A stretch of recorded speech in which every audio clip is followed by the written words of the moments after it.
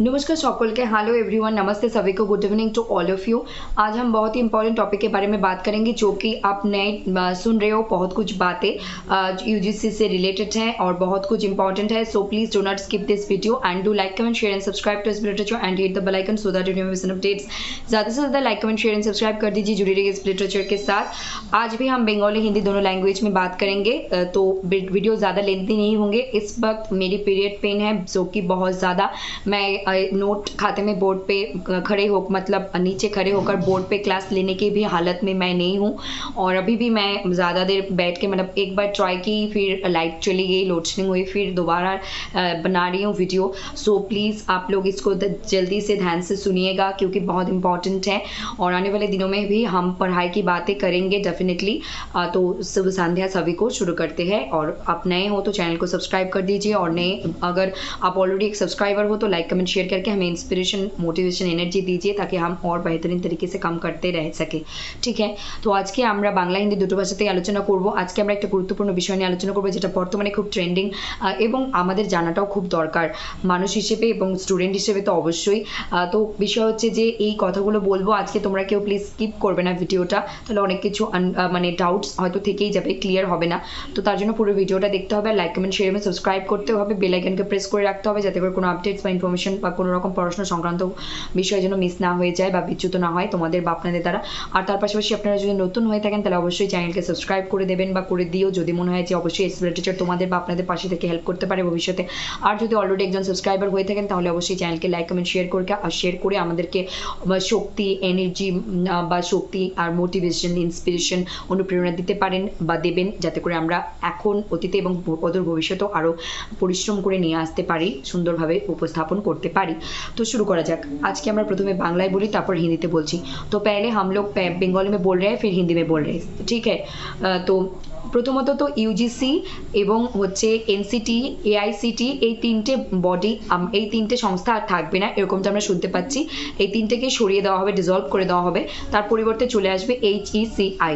তো আমরা এখন মানে দেখি যে বিষয় হচ্ছে যে এইচইসিআই, এনসিটি ফুল ফর্ম হলো national education council of India. তারপর হচ্ছে গিয়ে এআইসিটির full form all India council of technical education. ইউজিসির ফুল ফর্ম হলো ইউনিভার্সিটি গ্র্যান্টস কমিশন। তো আমার এখানে বলার হলো যে এই তিনটের কী কাজ ছিল। ইউজিসির কাজ ছিল হায়ার এডুকেশন, টিচিং, রিসার্চ, আরও অনেক কিছু এক্সপার্টিজ এনারা ওইগুলো নিয়ে কাজ করতেন। আর এনসিটির কাজ ছিল টিচিং এডুকেশনের দিকে সম্পূর্ণরূপে তার বিভিন্ন দিককে দেখা শোনা করা এবং এর জন্য যা যা করণীয় সেগুলো করা। আর এআইসিটি হলো টেকনিক্যাল এডুকেশন অল ইন্ডিয়া, গোটা ভারতবর্ষের টেকনিক্যাল এডুকেশন এর সমস্ত কিছু দিক রক্ষণাবেক্ষণ করতেন এআইসিটি নামে এই বডি। তো এনারা টেকনিক্যাল এডুকেশন বলতে যেখানে আমরা ইঞ্জিনিয়ারিং বলতে পারি, কম্পিউটার সফটওয়্যার নিয়েও বলতে পারি, আরও অনেক কিছু আছে যেগুলো এখন নতুনভাবে এক্সপ্লোর হচ্ছে এবং আমরা হয়তো অনেক কিছু সম্পর্কে এখনও জানিও না। তো এই বিষয়গুলো নিয়ে যে এই তিনটে UGC, university grants commission, not grants commission. আর আমি একটা কথা বলবো, ইউজিসি, আইসিটি, এনসিটি এই তিনটে বডি থাক বা উঠে গিয়ে এইচইসিআই হোক, higher education council of India, এটাই হোক না, যাই হোক না কেন, এই তিনটে নাম কিন্তু আমাদের মনে রাখতে হবে, ফুল ফর্ম এবং এনাদের কি কাজ ছিল অতীতে সেটাও মনে রাখতে হবে। কারণ আগামী দিনে ইউজিসি নেট এক্সামে পেপার 1-এ অবশ্যই জিজ্ঞেস করা হবে। কারণ আগে অতীতে যা হয়েছে সেটাকে এখন জিজ্ঞেস করা হয় না। অ্যানশিয়েন্ট টাইমের বা পড়াশোনার জিনিস কিন্তু আজও ইউজিসি নেটে জিজ্ঞেস করা হয় বা আদার্স কম্পিটিটিভ এক্সামেও কিন্তু জিজ্ঞেস করা হয়ে থাকে এবং হবেও ভবিষ্যতে। তো এটা আর বিষয় হচ্ছে যে এই তিনটে বিষয়, বিশেষত এটা এনইপি 2020 ন্যাশনাল এডুকেশন পলিসি 2020 যে নতুন নিয়ম এসেছে, এখানে একটা প্রস্তাবনা রাখা হয়েছে যে এই তিনটেকে সরিয়ে এইচইসিআই আসছে। মিনিস্ট্রি অফ এডুকেশনের আন্ডারে ছিল UGC, ministry of higher education বা মিনিস্ট্রি অফ এডুকেশন, যেটা মিনিস্ট্রি অফ হায়ার এডুকেশন থেকে মিনিস্ট্রি অফ এডুকেশন আমরা বলে থাকি। তো এখন এটা এইচইসিআই মানে হচ্ছে এই তিনটে ইউজিসি, এআইসিটি, এনসিটি কে নামগুলো গুলোকে এবং এনাদের গুলোকে মানে হচ্ছে এনাদের যা ডিউটি ছিল এনাদেরকে বাদ দিয়ে আমরা এখন একটা সমস্ত মিলিয়ে একটা বিষয় পাবো, সেটা হলো HECI, higher education council of India. তো যে এখানে আসছে, তো বর্তমানে আমরা সর্বত্রই দেখতে পাচ্ছি স্কিল বেসড বা দক্ষতা সংক্রান্ত পড়াশোনা বিষয়। অবশ্যই গতানুগতিক বা ট্রেডিশনাল পদ্ধতিতে college, university, school, pre primary সমস্ত রকমের ভোকেশনাল এডুকেশনাল অনেক কিছু আমরা দেখতে পাচ্ছি, কিন্তু তার পাশাপাশি এখন যখন স্কিল বেসড মানে অনেক এন্টারপ্রেনিয়র, অনেক রকম সাধারণ মানুষ নিজের জীবনের চ্যালেঞ্জ নিজে হাতে উঠিয়ে নিয়ে অনেক কিছু নিজেরা এস্টাবলিশ করে, স্টার্ট আপ করে, তারপর সেটাকে বিল্ড করে, তারপর সেটার থেকেও তারা নিজেদের সংস্থা বের করে অনেক কিছু চাকরি অনেক কিছু দিচ্ছেন। এবং যেগুলো আজকের যুগে 2025 সালে দাঁড়িয়ে এটা বলা খুব ভুল হবে যে আমরা শুধু নামি দামি বা আমরা শুধু গতানুগতিক স্কুল কলেজে পড়াতেই ভালোবাসি না। আজকের যুগে কোম্পানি না প্রাইভেট সেক্টরেও ছেলেমেয়েরা প্রচুর পরিমাণে ভিড় করে, ছেলেমেয়েরা প্রচুর পরিমাণে নিজের স্কিলের উপর, ইন্টেলিজেন্সের উপর এত কাজ করে তারা যেন ওই টপ কোম্পানিতে বা ওই টপ ইনস্টিটিউশনে গিয়ে কাজ করতে পারে। এবং সেটা অবশ্যই সবসময় সরকারি বা আধা সরকারি বা হচ্ছে কেন্দ্র সরকার বা রাজ্য সরকার হয়ে থাকে না, সেটা কিন্তু প্রাইভেট বা সম্পূর্ণ নিজেরা যে ব্যক্তিগতভাবে বানিয়ে থাকেন সেরকম অনেক বডি বা অনেক রকম ইনস্টিটিউশনে কাজ করতে চায়। তো আজকে স্কিল বেসড জমানায় এসে তোমাদের বা আপনাদের কি মনে হয় যে মানে এটা কি ঠিক, নাকি এটা কি আমাদের জন্য কি কোনো ভালো কিছু নিয়ে আসছে, নাকি সত্যি সত্যি এগুলো আলাদা আলাদাই ঠিক ছিল? মানে বর্তমানে 2025-এ দাঁড়িয়ে আমাদের কি সে কোনটা ঠিক মনে হচ্ছে as a human being, as a general human being, as a responsible citizen? আমাদের কি মনে হচ্ছে যে সব আলাদা আলাদাভাবেই একটা করে বডি থাকা উচিত, কাজ করলে সেটাই বেশি ইমপ্লিমেন্ট বা সেটাই বেশি কার্যকরী হতো মানুষের জন্য? কারণ যাই হচ্ছে সব তো জনগণের জন্যই হচ্ছে, তাই না? এটাই ঠিক ছিল, নাকি সবকিছু ওই একত্রিত করে যাতে এক জায়গাতে থেকে মানে সবকিছু নজর দেওয়া যায় যে টেকনিক্যাল সেক্টরে কি চলছে, হিউম্যানিটি সোশ্যাল সায়েন্সে কি চলছে, মানে গতানুগতিক ট্রেডিশনাল পড়াশোনার ক্ষেত্রে কি চলছে, CSIR নেটের ক্ষেত্রে কি হচ্ছে, UGC নেটের ক্ষেত্রে কি হচ্ছে, তারপর হচ্ছে গিয়ে বিষয় হচ্ছে যে আরও যে কী কী বিষয় টেকনিক্যাল, তারপরে এই যে টিচিং, এই যে জিনিসগুলোকে আমরা নিয়ে আসি তাদেরকে একত্রীকরণ করার ফলে কি বেশি নজর দেওয়া সম্ভব হবে, বেশি ইমপ্লিমেন্ট করা, বেশি বেশি করে ভুল সংশোধন করা, বেশি বেশি করে নতুনত্ব নিয়ে আসা সম্ভব হবে? তো এটা সম্পূর্ণ ডিপেন্ড করছে সময়ের উপর এবং কিভাবে ওনারা কাজ করবেন তার উপর। কিন্তু আমরা মানুষ হিসেবে যেমন জনগণ, আমাদের ভোটের অধিকার আছে এবং আমরা জানি কতজন মানে মোটামুটি আমরা এই 140-50 কোটি ভারতবর্ষের মধ্যে ভারতবাসীর মধ্যে কে কত পার্সেন্ট রিচ বা ফাইন্যান্সিয়ালি ইন্ডিপেন্ডেন্ট এবং ভালো একদম রিচ ফ্যামিলি বলি, আবার কতজন মিডিল ক্লাস, কতজন লোয়ার মিডিল ক্লাস, কতজন দলিত, মানে কে কোন শ্রেণীতে আছেন সেটা কিন্তু সবকিছু কম বেশি ডেটা আমাদের সরকারের কাছে আছে। তো ঠিক সেরকম জনগণ ভোট দেয়, জনগণের জন্য ভোট, সেরকম আমরা সাধারণ মানুষ। তো কোথায় কি চেঞ্জেস আসছে না আসছে সেটা আমাদের জানা খুব দরকার, কারণ এগুলো ইমপ্লিমেন্ট হবে কার? ওদের ওপর, আমাদের ওপর। কারণ সাধারণ মানুষ বা যারা পড়াশোনা করে বা যারা এই লাইনগুলোতে আসছে, অদূর ভবিষ্যতে আসবে বা আছে জুড়ে বা অতীতেও ছিল, তাদের ওপর, তাই না? তো আমাদেরকে একজন মানুষ হিসেবে নাগরিক হিসেবে, ভারতের নাগরিক হিসেবে, সাধারণ মানুষ হিসেবে আমাদের কর্তব্য এই বিষয়গুলোর উপরে নজর দেওয়া, জানা, সচেতন থাকা, নিজের জন্য, নিজের পরবর্তী প্রজন্মের জন্য, বন্ধু বান্ধব, আত্মীয় স্বজন, প্রতিবেশী, সমাজ, সবার জন্য জানা খুব দরকার অবশ্যই। তো তারপর হচ্ছে বিষয় আরেকটা কথা বলি যে এই যে NTA যখন এলো, আগে তো CBSE আমরা জানতাম যে এরকম UGC নেট নিচ্ছে, তারপরে NTA চলে এলো, NTA চলে আসার পর অনলাইন এক্সাম নিতে শুরু করে দিল। অনলাইন এক্সাম নেওয়ার কিছুদিনের মধ্যে ওনারা শুরু করে দিলেন যে আমরা মানে ওনারা বলে দিলেন যে কোনো ইনস্টিটিউশনকে এখন আর PhDর জন্য এন্ট্রান্স টেস্ট নিতে হবে না, কারণ আমরা NTA UGC নেট এক্সাম করাচ্ছি, আমরা NTA CSIR নেট করাচ্ছি। তো UGC নেটের ক্ষেত্রে ওনারা বললেন যে আমরা UGC নেট করাচ্ছি, তো আমরা আগে GRF দিতাম, নেট দিতাম, এখন আমরা GRF নেট দেওয়ার সাথে সাথে আরেকটা থার্ড বা আরেকটা ক্যাটাগরি নিয়ে আসি, সেটা হলো PhD ক্যাটাগরি। যেই PhD ক্যাটাগরিতে আমরা যে ক্যান্ডিডেটদের নাম্বার দেবো ওই স্কোরের ভিত্তিতে যারা সমস্ত ইনস্টিটিউশনে বা যেখানে যেখানে অ্যাপ্লাই করবে সেখানে গিয়ে ইন্টারভিউ দিয়ে যে প্রসেসে সেটাকে মেনটেন করে তার দক্ষতা, তার যেটা ইন্টেলিজেন্স প্রমাণ দিয়ে তার সে যদি গণ্য বলে বিবেচিত হয় তাকে সেই সুযোগটা দেওয়া ইনস্টিটিউশনের কর্তব্য। তো এইভাবে তো এখনো পর্যন্ত 1 বছরের উপরে হতে চললো, আমরা কি কোনো স্টুডেন্টের কাছে বা কারোর কাছে এটা শুনতে পেরেছি যে এই ধরনের ইমপ্লিমেন্ট হয়েছে বা এই শুধু PhDর ক্যাটাগরিতেই সেই স্টুডেন্টটা সত্যিকারের যোগ্যতা বা সত্যিকারের কোনো সুযোগ পেয়েছে এই 1 বছরে? কোনো কিছু রেকর্ড কি আছে? আমাদের তো জানা নেই। যাই হোক, সেই কথা সেটা স্টুডেন্ট যে নিজে থেকে পেয়েছে, যার সেই বলতে পারবে ভালো। তো আমাদের তো এই মুহূর্তে জানা নেই, কিন্তু বিষয় হচ্ছে USP লিটারেচারে UGC নেটের এই যে GRF category, net category, PhD category আদতে এই থার্ড ক্যাটাগরি বা পিএইচডি ক্যাটাগরিটা কি সত্যিই কোনো কার্যকরী, নাকি এটা কোনো শুধু সান্ত্বনা পুরস্কার বা স্যাটিসফ্যাক্টরি প্রাইজ, এই নিয়ে লিটারেচারে কিন্তু ভিডিও বানানো আছে। তার পাশাপাশি আরেকটা কথা হলো গিয়ে যে নতুন অনেক কিছু আসছে 2025-এ। আমরা অনেক কিছু খারাপ জিনিস দেখলাম, মানে খারাপ বলতে যেগুলো মনে করো প্লেন ক্র্যাশ থেকে শুরু করে আরও অনেক কিছু, মানুষের ক্ষতি করছে, কীভাবে মানুষকে শেষ করেছে, অনেক কিছু দেখলাম 2025-এ।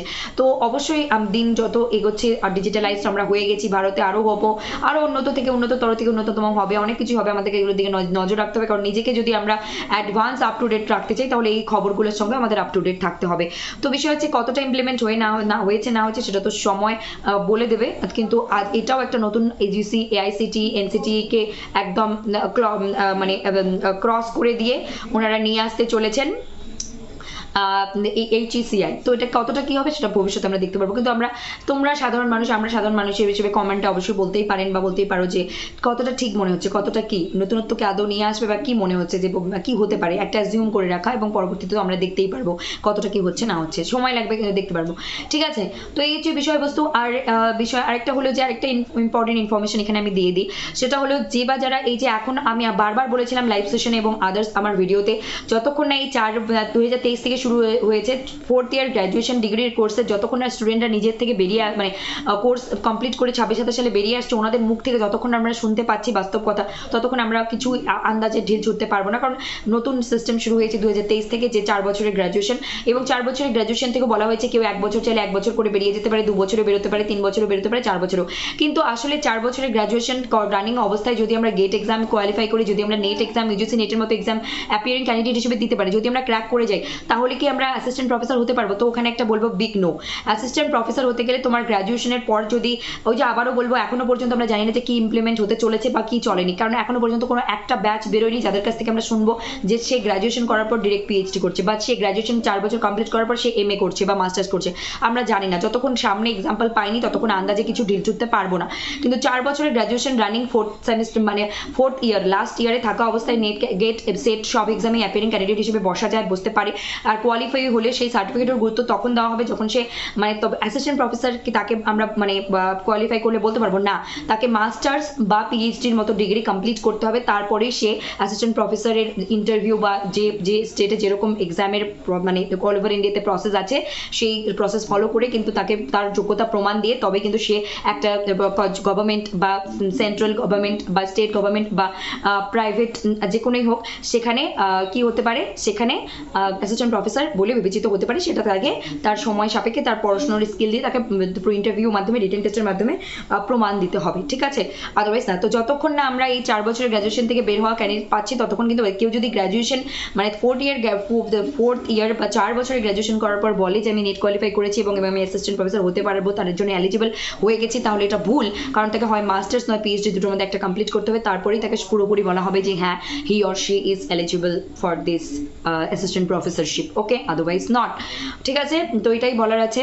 আর অবশ্যই একটা ভ্যালিডিটি থাকে, যে কোনো লাস্ট সেমিস্টারে থাকাতে আমরা যখন গ্র্যাজুয়েশন বা পোস্ট গ্র্যাজুয়েশন থাকা অবস্থায় অ্যাপিয়ারিং ক্যান্ডিডেট হিসেবে নেট এক্সাম দিই, যদি কেউ কোয়ালিফাই হয়ে যায় অ্যাপিয়ারিং ক্যান্ডিডেট হিসেবে, তাকে সাথে 6 মাস বা 1 বছরের মধ্যে তাকে সেই মাস্টার্স বা গ্র্যাজুয়েশন পাশের সার্টিফিকেটটা নিয়ে আসতে হবে, পাশের এই মার্কশিট এবং সার্টিফিকেট যেটা লিগাল সেটাকে শো করাতে হবে, তবে গিয়েই বলা যাবে যে সে এলিজিবল, আদারওয়াইজ নট।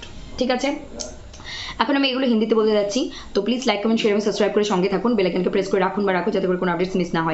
तो मुझे आप लोगों को यही कहनी है, हम लोगों को सुनने को मिल रहा है UGC university grants commission, AICT all India council of technical education, NCTE national council of teaching education, and ये 3 चीज़ों को डिसॉल्व मतलब हटा के एक चीज़ आएंगे, वो है HECI higher education council of India. तो हम ये यूजीसी मतलब यूनिवर्सिटी ग्रांट्स कमीशन जो टीचिंग जो रिसर्च जो हायर एजुकेशन के एक्सपर्टीज को देखते थे, वो एक्सपर्टीज है, इसीलिए ये सारी चीज़ें देखते थे।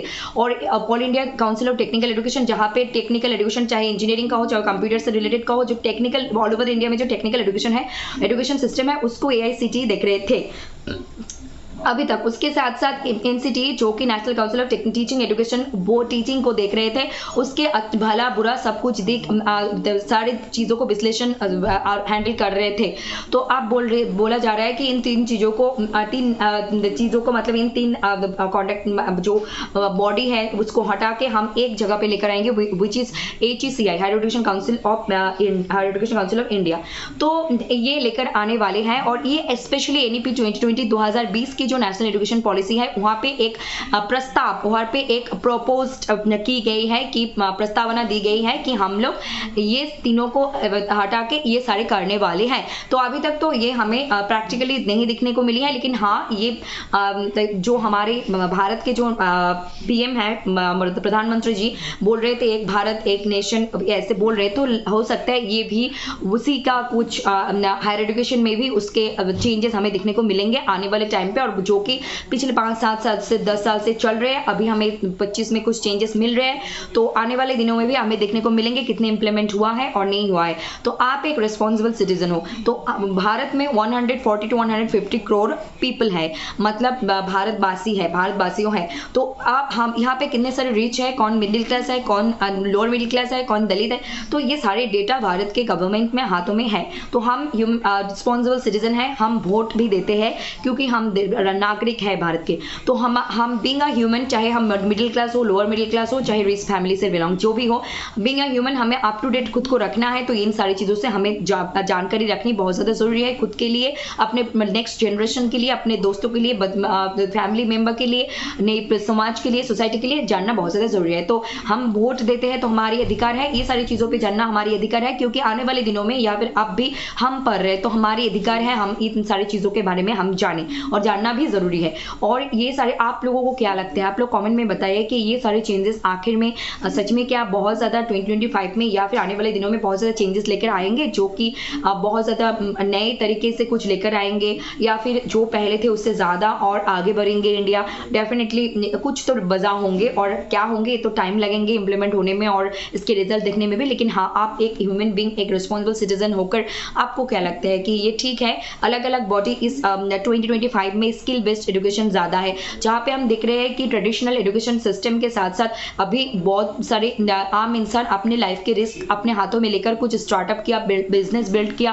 अब बच्चों के दिल में सिर्फ ये सपना नहीं रहता है कि हम लोग कोई रिनाउंड इंस्टीट्यूशन में गवर्नमेंट या सेंट्रल गवर्नमेंट या स्टेट गवर्नमेंट या फिर यहाँ पे ही IIT NIT यहाँ पे ही जॉब करेंगे। ऐसा नहीं, आज के बच्चों में भी बहुत सारे चाह है, जहाँ पे वो लोग कह रहे हैं कि हम एस्ट्रोनॉट बनना चाहते हैं, हम एस्ट्रोलॉजर बनना चाहते हैं, हम टीचर बनना चाहते हैं, हम तो कुछ नया एक्सप्लोर करना चाहते हैं। तो आज के ज़माने में आपको क्या लगता है, जहाँ पे स्किल बेस्ड एजुकेशन सिस्टम आ चुका, वो चल रहे हैं, आने वाले दिनों में और ज़्यादा होंगे, और स्किल के बेसिस पर ही उनको नौकरी भी मिल रही है। और आज के ज़माने पे बच्चा सिर्फ गवर्नमेंट सेक्टर में रहना नहीं चाहता है, वो बच्चा प्राइवेट रिनाउंड सेक्टर में भी जाना चाहता है, जहाँ पे उनका पैकेज और पे जहाँ पे उनको बहुत ज़्यादा फैसिलिटीज़, बहुत ज़्यादा एक्सप्लोर करने का मौका मिलता है, बहुत सारे उन सारी चीज़ों पे, उन सारी जगह पे भी जाने का सपना दिखते हैं और काम करके वहाँ पे जाते भी है। तो आज के ज़माने में हम नहीं कह सकते कि बच्चों लोग या फिर आज के लोग सिर्फ सरकारी नौकरी के ऊपर फोकस करते हैं। नो, यहाँ पे बहुत ज़्यादा हमें बहुत कुछ देखने को मिल रहे हैं 2025 में, और आने वाले दिनों में भी बहुत कुछ देखने को मिलेंगे।